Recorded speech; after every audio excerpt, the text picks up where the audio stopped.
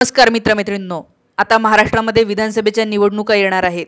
मात्र तुम्हाला निवडणुकीत मतदान करता येईल की नाही याची काही गॅरंटी नाही आहे.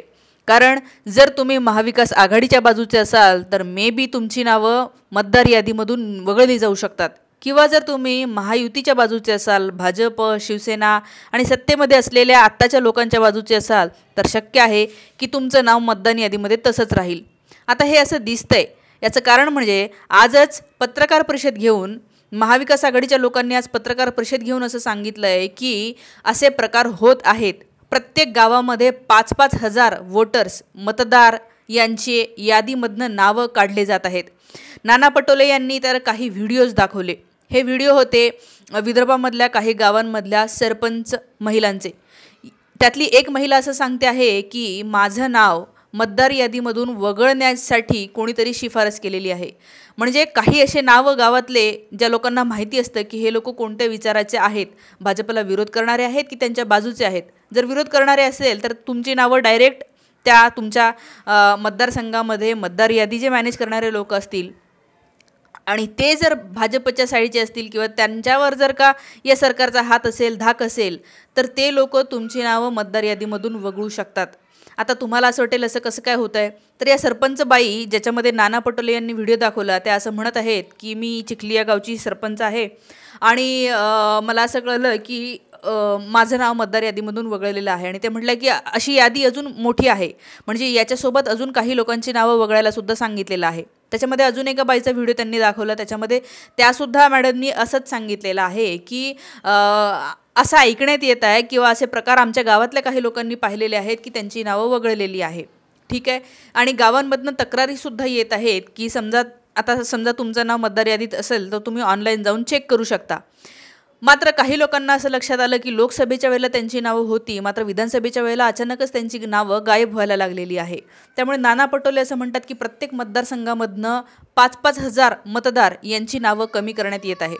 अनेकदा ते मतदार कोण आहे हेही पाहिलं जात नाही, कारण या सरकारला इतकं कळलेलं आहे की आता बहुतेक महाराष्ट्रातले लोक हे यांच्या विरोधामध्येच आहेत आणि त्यामुळे असे प्रकार होत आहे असं जे आहे ते लक्षात येतं आहे.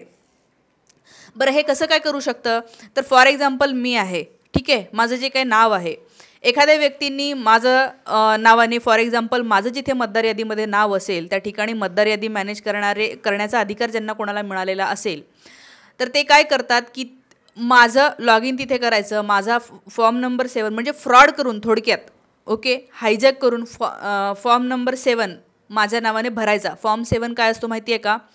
तुम्हाला जर मतदार यादीमध्ये नाव जरी टाकायचं असेल तरी फॉर्म नंबर 7 टाकावा लागतो आणि मतदार यादीमधनं नाव काढायचं असेल, आता काढतात कधी, तर एखाद्या वेळेला समजा तुम्ही देशाचं नागरिकत्व सोडलं तर तुम्ही मतदार राहत नाही किंवा अजून काही कारणं असतील किंवा तुम्हाला अजून कोणाचं समजा एखादी व्यक्ती मृत झालेली आहे आणि त्या व्यक्तीचं मतदार यादीमधनं नाव काढायसाठी जे आहे ते गावामधनं फॉर्म जात असतात. ठीक आहे, गावातल्या सरपंचांचं ते काम असतं. तर असे फॉर्म्स जे आहेत ते काही लोक म्हणजे ज्यांची डेथसुद्धा झालेली नाही आहे त्यांचेसुद्धा नावं फॉर्म 7च्या नावाने गेलेले आहेत आणि त्यांची मतदार यादीमधनं नावं काढण्याच्या शिफारसी ज्या आहेत त्या गेलेल्या आहेत असं दिसतंय. आता हे इतकं शॉकिंग आहे. हे जर होत असेल ना, हे खूप डेंजर आहे आणि हे होत असणार आहे. जसं की लोकसभेच्या वेळेला मी खूप व्हिडिओ बनवून तुम्हाला सांगितलं होतं की काय पद्धतीने काही गावांमधल्या लोकांचे आधार कार्ड किंवा त्यांचे इलेक्शन कार्ड जवळ ठेवून घेतले आणि त्यांना सांगितलं 12 वाजता या. ते 12 वाजता गेल्यावर म्हणलं की थोड्या वेळाने या असं करत करत जे आहे ते त्यांना मतदानापासून दूर ठेवण्यात आलं. त्या मुंबईजवळच्या हायवेवर पोतभर मतदान कार्ड आणि आधार कार्ड पडलेले दिसले, मतदान कार्ड पडलेले होते. आणि हे काय प्रकार होता, तर हा तोच प्रकार होता. गावातल्या लोकांचे मतदान कार्डच डायरेक्ट गायब करून टाकायचे, म्हणजे इथून पुढच्या विधानसभेच्या निवडणुकाला ते मतदान करू शकणार नाही. तर असे प्रकारसुद्धा झालेले आहे. त्यामुळे हे सुद्धा होत असणार आहेतच. तर जर हे असं होत असेल तर हे खूप जास्त डेंजर आहे. म्हणजे एकीकडे हे लोक असं म्हणतात की आम्ही संविधानाला मानणारे आहोत, आम्ही डॉक्टर बाबासाहेब आंबेडकरांच्या पाया पडतो, आम्ही संविधानाची कॉपी डोक्याला लावतो असं ते म्हणत असतात. मात्र खरोखर ते या संविधानाचं पालन करतात का? तर जर हे असे प्रकार करत असतील तर ते संविधानाचं पालन करतच नाही आहे आणि लोकशाहीची हत्या करत आहेत. याला म्हणतात मर्डर ऑफ डेमोक्रेसी. म्हणजे लोकांना मतदानाचा हक्क हा तर मूलभूत हक्क आहे की नाही. मी कोणी माझ्यावर राज्य करावं हे ठरवू शकते आणि हा माझा सगळ्यात मोठा हक्क आहे. त्याच्यापासून जर तुम्ही मला थांबवत असाल तर तुम्ही खूप मोठे संविधान विरोधी आहात हे लक्षात घ्या. आणि हे असं करत असतील तर नाना पटोले असं म्हणाले की हे जे काही चाललेलं आहे हे शिंदे आणि फडणवीस या दोघांचंच कारनामे असे त्यांनी दोघांची नावं घेतलेली आहे. याशिवाय या पत्रकार परिषदेमध्ये जितेंद्र आव्हाड होते, अनिल देसाई होते आणि म्हणजे महाविकास आघाडीमधले सगळ्या पक्षातले एक एक प्रतिनिधी जे आहे ते तिथे उपस्थित होते. जितेंद्र आव्हाड यांनी सुद्धा सांगितलं की हे जे असे प्रकार चाललेले आहेत त्याला म्हणतात रडीचा डाव. म्हणजे 2014 पासून देवेंद्र फडणवीस मुख्यमंत्री होते, त्या 5 वर्षामध्ये त्यांनी काय केलं? त्यांनी काही केलं असतं तर लोकांनी मतदान दिलं असतं ना त्यांना. पण त्यांना माहिती आहे लोकसभेला काय झालं आहे, 48 पैकी फक्त 9 जागा भाजपने जिंकल्या आणि इकडे महाविकास आघाडीचं जर पाहिलं तर 48 पैकी 31 जागा महाविकास आघाडी जिंकलेली आहे. महायुतीच्या फक्त 17 जागा आलेल्या आहेत. याच्यावरून त्यांना लक्षात आलं की महाराष्ट्रामध्ये जे आहे ते त्यांचं काही निभाव लागणार नाही आहे आणि त्यामुळे या ठिकाणी महाराष्ट्रामध्ये हे नक्कीच दिसतं आहे लोकसभेच्या निकालावरून तरी, म्हणजे भाजप आणि त्यांच्यासोबतचे लोक जे आहे ते अर्ध्यावर आलेले आहे आणि बाकीचे महाविकास आघाडीचे लोक हे त्यांच्यापेक्षा दुप्पट झालेले आहे असं दिसतंय. आणि त्यामुळे त्यांची जी आहे ती घाबरगुंडी उडालेली आहे. त्यांना माहिती आहे ऑलरेडी लोक नाराज आहे. महागाई असेल, बेरोजगारी असेल, लाडक्या बहिणीच्या नावाने त्यांनी योजना आणली खरी, मात्र काँग्रेसनी सुद्धा त्यांच्यापेक्षा अजून तगडी योजना आणलेली आहे. काँग्रेस तर असं म्हणते की आम्ही सत्तेत आलो तर आम्ही 2000 रुपये देऊ.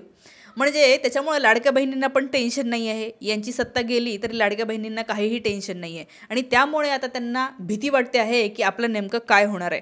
त्यामुळे हे जे काही प्रकार आहे मला असं वाटतं की तुम्ही आपापली नावं मतदार यादीमध्ये आहे की नाही हे चेक करत राहा. आपल्याला यावेळेला मतदान करायचंच आहे, नक्की करायचं आहे आणि तुम्हाला माहिती आहे महाराष्ट्रद्रोही कोण आहे आणि महाराष्ट्रप्रेमी कोण आहेत ते. आज मला हेच सांगायचं होतं. थांबते. तुमच्यासोबत असा प्रकार घडलेला असेल तर कमेंटमध्ये मला नक्की सांगा. लोकसभेच्या वेळेला असं काही झालं असेल तर तेही तुम्ही इथे सांगू शकता. धन्यवाद. शक्य असेल तर चॅनलला आर्थिक मदत करू शकता.